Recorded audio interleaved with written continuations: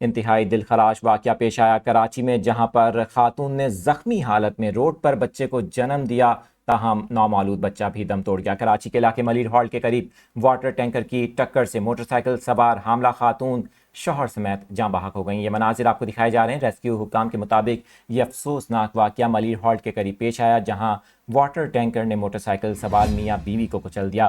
کراچی میں بڑھتے ہوئے ٹریفک حادثات اور ایک اور انتہائی دلخراش واقعہ۔ اس موقع پر آپ کو بتائیں کہ پولیس نے بتایا کہ بیوی حاملہ تھی، جس نے زخمی حالت میں بچے کو روڈ پر ہی جنم دیا، تاہم بچہ بھی دم توڑ گیا۔